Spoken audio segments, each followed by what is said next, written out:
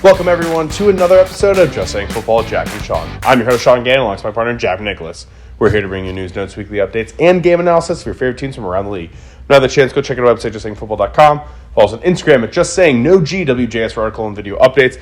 And don't forget to follow us on Spotify at Just Saying Football. We want to be in your ears. We like it there. It's pretty nice, especially as we're now moving into the divisional part of the season. Yeah, playoffs. This is the prime time to be watching football. Wild card is over. We got just a couple of teams left. Only 3 weeks of competitiveness after this. We got the Conference Championship, Super Bowl. Yep. So right now, it is just like it was last week, unfortunately, Sean. It is do or die time. Yeah, my team died, like usual in the playoffs. But before we kick it off into this week's divisionals, got some news and notes. Ravens fired four-year season offensive coordinator Greg Roman, just a little bit of a surprise. Yeah. Dolphins fired their defensive coordinator Josh Boyer. No surprise there. That defense had been struggling. Colts interim head coach Jeff Saturday actually interviewed for the head coaching position. I don't think he should get it. Bucs fired offensive coordinator Brian Leftwich, offensive coordinator for the last 4 seasons, including the Super Bowl win. That's surprising. It's a hot commodity out there for a potential head coaching spot. Definitely. Also offensive coordinator replacement if a team needs it. Seahawks kicker and Marist legend Jason Myers just signed a 4-year, $21 million contract extension. Good news for him. Steelers did announce that Matt Canada will return to Pittsburgh for the 2023 season. He is their offensive coordinator, which is something to watch out for. Vikings wide receiver coach Keenan McCardle interviewed for the Patriots offensive coordinator vacancy, along with Bill O'Brien, who's currently the offensive coordinator for the Alabama Crimson Tide. Yep. Many of you also know Bill O'Brien as the head coach who destroyed the Houston Texans franchise in just 7 seasons. Cardinals defensive coordinator Vance Joseph interviewed for the head coaching position in Arizona. As we all know, Cliff Kingsbury, one-way ticket to Thailand. Yep. He's not coming back as of right now. Cowboys signed kicker Tristan Viziano, sorry if I butchered your name, to the practice squad. That comes after Brett Maher missed 4 extra points in a row. That being said, if you haven't taken a look at the CD Lamb video that's circulating out there where he is full support of Brett throughout the entire game, really great to see. And the last little bit of news, Ravens general manager Eric DeCosta says he's excited to restart contract negotiations with Lamar Jackson after Greg Roman leaving, though. We wonder if Lamar will remain in Baltimore. We'll talk about that another day because he's coming to New York. Let's jump into the Saturday divisional games. We have the Jacksonville Jaguars making their way to Kansas City to take on the Chiefs. Kansas City's favored in this one by -8.5. We have an over-under here of 53. What are your thoughts going into this game? Yeah, definitely a high line, definitely a playoff line. 53 has to be expected after Jacksonville put up 30 points to win that game. Obviously, third biggest comeback in NFL history. You wouldn't know it since Al Michaels was calling the game. But right now they got a bigger task than they did last week. We've seen Kansas City and what they do to the Chargers, and the Chargers what they did to Jacksonville last week. You're going into Arrowhead. Trevor Lawrence, he had a little soundbite today in his interview. He said, it's one of the tougher places to play, but probably not harder than games we have at home. So I'm sure Arrowhead is not going to take that lightly. They'll probably play that. I saw a thing, they'll probably play it on the screen before every third down because they want to put something in. I got to give a shout out, though, to Jacksonville. Huge comeback last week. It was definitely what we've seen, a little bit of Trevor Lawrence. He needs to clean up those turnovers, though, obviously. Huge, downhill in production in that one game. 4 interceptions. He had 2 interceptions between weeks 8 and 17. So 3 interceptions in the first half to just one player. Yeah. So, next week, if somebody picks you off Trevor Lawrence, maybe throw to another corner. I don't know. But next week, you cannot be giving Kansas City 4 more opportunities. They're at home. Pat Mahomes is having a record season, 5,000 yards again, 40 touchdowns again. How what can Jacksonville actually do to win this game? I think if you're Jacksonville, the key is all games when you play Kansas City, keep the best players off the field, which is Mahomes, Travis Kelce in this offense. So you got to make sure that they're out there. That means long, sustained drives by Jacksonville. Running the ball really well with Travis Etienne like they did against the Chargers. Yeah. He iced the game for them with that first down run that he got. So I will say this: that's the route for me that they can win this game. You're going to also have to make sure that Trevor Lawrence is comfortable in this game. Steve Spagnuolo is a great in-game defensive coordinator at making adjustments and that kind of things and changing up the plays, dialing up the defenses. So this is something that he's going to love to see. +5 turnover by this team last week. He wants to see that kind of again. And one thing that I don't think is talked about enough, I know Brian Dable said playoffs don't matter, and to an extent he's absolutely right. But this Andy Reid-led Kansas City team has players that have been here tons of times, that knows what it's like to have a first-round bye, that know what it's like to be in this position, to take it to the Super Bowl. So I'm locking in Kansas City. Well, I think everything that Jacksonville has done this season is great. I think it ends here, sadly. But it doesn't mean that if you're a fan of them or you're that team, you shouldn't be excited for what's about to happen because AFC South is weak and they are surging currently. I agree completely. Kansas City at home. They had the week off. We did see both of the first seeds last year lose, but I don't believe that's the case this year. Kansas City, we've said, they didn't have Tyreek this year. They were going to be a little bit worse. They are still the best team in that conference. Jacksonville, like Sean said, made a great stride, have a great future, but just not in this game. I could even see, Kansas City hitting the 8.5 just because, like San Francisco with Seattle last week, could be a close game for me, and then they just go off. Yep. Absolutely. All right, let's keep this moving along. So we have the New York Giants making their way to Philadelphia to take on the Eagles. Line here is -7.5 to Philly. Over under here of 48. I'm obviously hurt from last week's game, but I'm also not because I really do love the Giants, as you know. Yeah. What are your thoughts going into this one? This is the last week's game that the Giants won was the first win since their Super Bowl in 2012. And it's one of our friends of the show, Paul Shu, saying, "Oh my God, it's been 12 years since I've actually gotten to experience this." And I was like, it's actually crazy when you put it in that perspective. But like I said, with Kansas City, both teams that were the first seed last year lost because they had this bye week. I'm really hoping that this happens to Philly because as a Giants fan, I understand what the Eagles are. The Eagles are one of the toughest teams, one of the most balanced teams. Nick Sirianni, who I wasn't a huge fan of, has proven me wrong. Game planning, on both sides of the ball. They have A.J. Brown. They have Miles Sanders, who was fifth in the league this year when it came to rushing yards total, which no one's really talking about, in my opinion. But, there's going to be a great running back battle between two former Penn State guys who are in the same locker room, and now they're trying to lead their NFC East team. So without any bias, I'll let you go with your take first. Well, the first thing that I want to talk about is that the New York Giants are currently 6-0 against number one seeds in the playoffs, dating back to 1990, which is a very impressive feat. Now, one of the things that's really weird about this game, it's not something that we talk about very often, officiating crews, right? Some people love them, some people hate them. I mostly hate them. We all usually actually hate them. If you love them, you must be a ref yourself. That being said, Clete Bakeman, the lead officiating member for this week's crew, when he crews a Giants versus Eagles game, the Eagles are 13-1 in the last 14 games. One of those games coming this year when they blew out the Giants 48-22. So just something to keep in mind that if we start to see some BS happening in this game, it's you, Clete. We know it's you deep down. But also, one of the things I just do want to talk about, the Giants, I think, need to do this week that we didn't see enough of last week. They did not register a sack against a depleted Vikings offensive line. Now, you can get away with that because that's Kirk Cousins. He's going to throw it on a 3-yard dump pass on the fourth day. That's him. That's what he's going to do. But Jalen Hurts is not that kind of guy. So Dexter Lawrence that we saw, Pilates, doing all that kind of stuff. Yeah. We need him this week. We need Azeez Ojulari. We're going to need Leonard Williams, all these guys to get after Jalen Hurts in this offense, to try to slow it down because it really does go through him and what he's able to do with his legs and his arm. Yeah, and Philly, I like them more in this game, and it's like almost treason for me to say that at this point. But I do think if the Giants are going to win, it's going to be what they did last week, where they were sustaining huge drives. I believe that they had like a 15-play drive and a 12-play drive back-to-back. Obviously, like Sean said, it's a different beast this week when it comes to very balanced team. Daniel Jones is not going to have the same pass rush he was going up against last week. He's going up against the Eagles, who have 70 sacks all year, leading the NFL. They got Hassan Reddick, they got Brandon Grimm, they got Derek Barnett, they got Fletcher Cox. These guys have been there, like Sean said, with Kansas City. It's really about the playoff experience, and you're talking about guys who have won a Super Bowl with this team, guys who have really done it. And Jalen Hurts is trying to be one of those guys.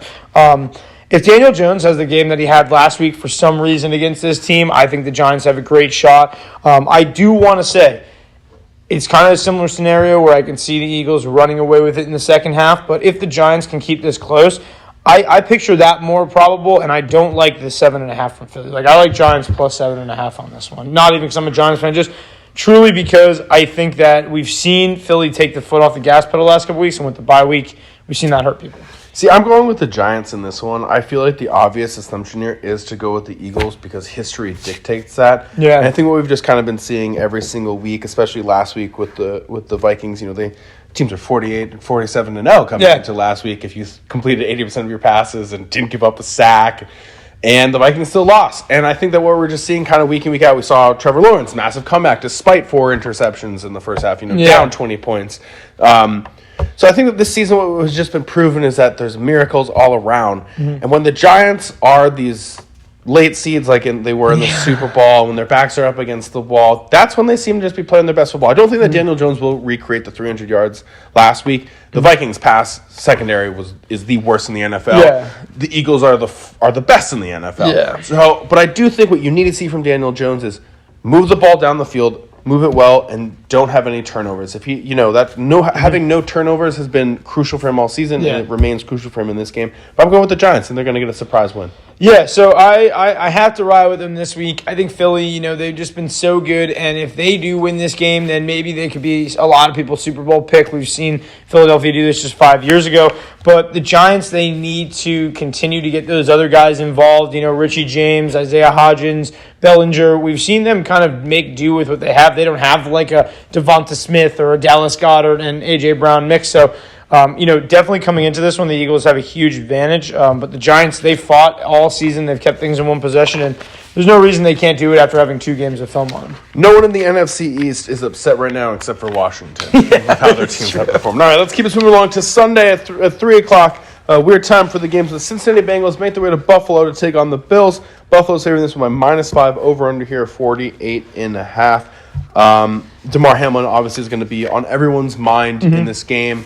What are your thoughts going into this one? These are essentially 2 favorites potentially to win the Super Bowl outside of Kansas City. I mean, the AFC is a powerhouse right now. I feel very similar to how we felt going into this game, like when they were supposed to match up Week 17. Obviously, like Sean said, unfortunately, that game wasn't able to continue, and luckily, Damar Hamlin has made a very steady recovery since then. And right now, these are still 2 of the hottest teams in the entire league. We have 2 of the best receivers in Diggs and Chase. Also, with that, you have complementary guys too. It's not just the Diggs and Chase show on each side of the ball. You have, the Higgins and Boyd show on Cincinnati, as well as, Joe Mixon kind of getting in there. And then with the Bills, it's the same thing. It's a pass-first offense, but you also have Gabe Davis, Isaiah McKenzie getting involved. Cole Beasley had a huge game last week. Didn't even realize, he was there. Just writing that down. And then, just thinking that. In my head, I'm thinking, if the Bengals can really do what they've been doing the last couple of weeks, what we saw them do against Baltimore, that'd be huge. I mean, and what a story. I know you want to talk about Sam Hubbard, the hometown kid, real quick. Yeah, I mean, longest fumble recovery for a touchdown in NFL history with 98 yards. That's absolutely insane. Trying to get into the touchdown. Takes it right out of his hands. Said, it's mine. I'm going the opposite way. It's a touchdown. I'm going with the Bills in this one. They're with their home team. You got Damar Hamlin, who's going to be at the game again. I really also think that they are the better team. What we saw from the Bengals last week was a little.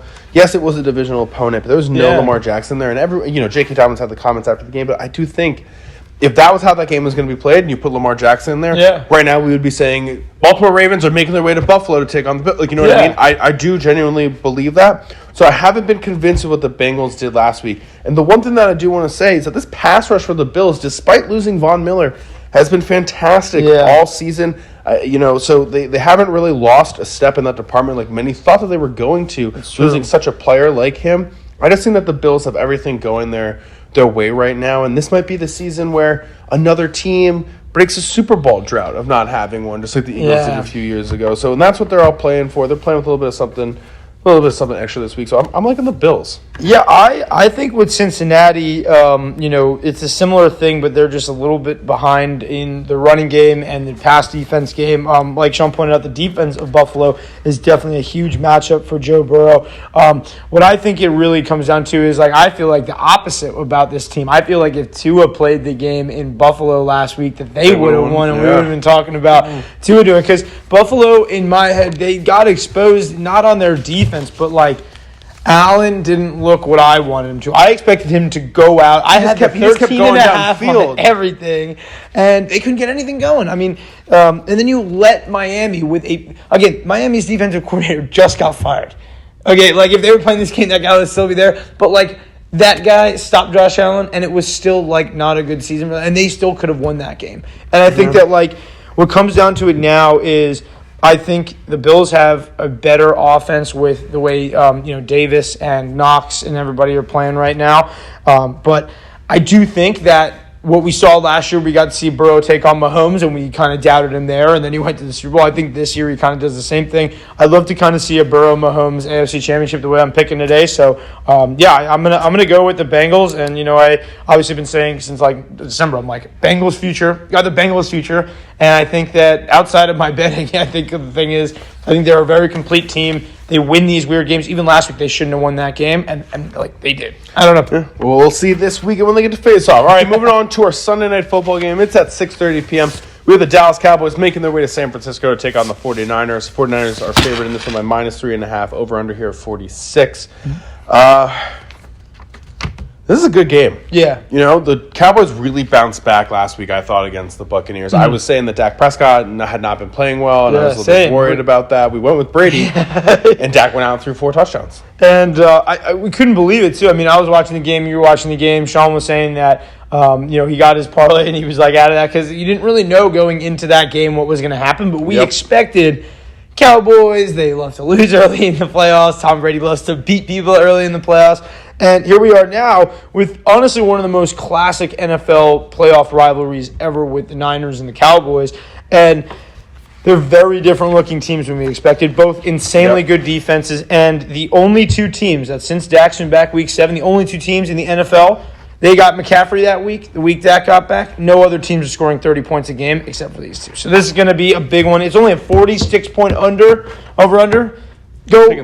I'm going over, buddy. Hit that over 1,000 times. And the matchup I'm most curious about in this one, it's not wide receiver, it's not cornerback. I'm really curious about this Micah Parsons versus Trent Williams. Oh, God. Just 2 of the best in their respective positions going up, right? Just going up against one another. Despite, Micah has slowed down this season. He was off to a stellar start. I think it was like 10 sacks through the first 8 weeks. Only finished with 14.5. That still does not stop who he is and what you have to do to block scheme against him every single play. Now, the thing that I'm most worried about right now is that this 49ers offense with Brock Purdy has just been fantastic. They don't seem to be slowing down. Ayuk last week, 3 for 73. CMC had 15 carries, 119 yards, 2 receptions, 17 yards, and a touchdown. We saw Debo, 6 catches, 133 yards, and a touchdown, 3 for 32 on the ground. Kittle, only 2 for 37, but this offense is just firing on all cylinders. Everyone is getting involved in the team. And the fact that Kittle only has 2 for 37 is not because we're just not going to throw it twice. They're taking out Kittle, so we're going to hit everyone else. That's why everyone else is going off. And the thing that I'm most worried about from the Cowboys defense is that they're 22nd ranked against the run defense, 129 yards. A game they've been giving up. And CMC has just gotten more and more comfortable in this offense. Kyle Shanahan is utilizing him super well. Again, 15 carries, 119 yards. It's like that's where all of Kittle's production's coming. Right, 7.9 yards per carry. Yeah. That is efficiency. You are running the ball so well. When you're talking about him and Debo, that's 28 touches a game offensively. That is they took away just last week from guys like Kittle and Ayuk, and they still won the game.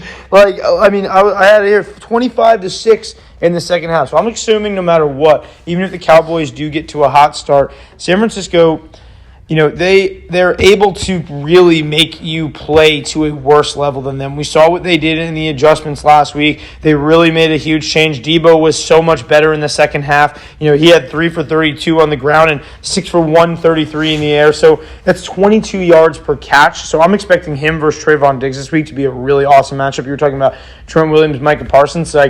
Trent Williams is going to need to hold it up if they're going to get Debo the ball this week. But one thing that interests me when I'm looking at the stats, both of these teams are the best at creating turnovers. They're both first and second when it comes to creating other teams' turnovers and having less turnovers themselves in offense than anybody else. Their differentials are insane. Both, top 5 and 6 in almost every category, major with scoring. I see this as, a very interesting game. I think it's a great game to finish the weekend on. But I'm going to go Niners. I think that Dak really exposed a Bucs team last week that, they have a losing record. It's Tom Brady, and the Bucs are still all right, but we saw them this year just be terrible. One of those touchdowns from Dak, if you do rewatch it, or Mike Davis. Mike Davis just went right through his hands. Just unlucky. So you and also even the end one, it was 4th down.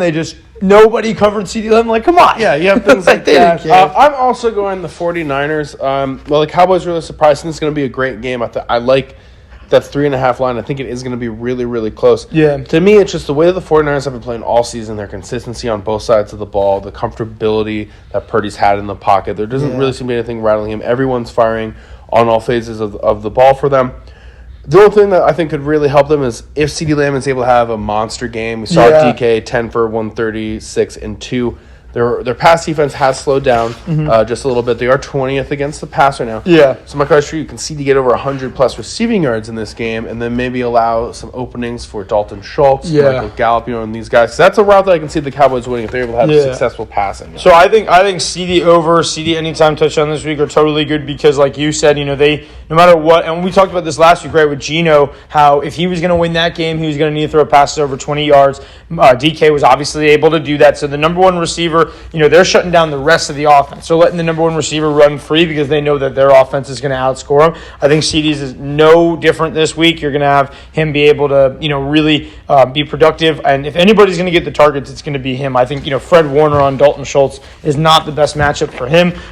Tony Pollard and Zeke versus this run defense that's, second in the league. There's a lot pointing to the 49ers, and, a lot of Cowboys fans didn't really expect them to win that game last week. No, not at all. All right. That's all the time that we have. Thank you for listening. Thank you for tuning in. Yeah, enjoy these playoffs. 3 more weeks and a little Pro Bowl in there to enjoy. 8 teams left, so hopefully your team is left. Just enjoy all this content and all the offseason content to come. Just Saying Football on YouTube and Spotify. Just Saying with no G on Instagram. And JustSayingFootball.com always. Thank you guys for checking us out. Enjoy.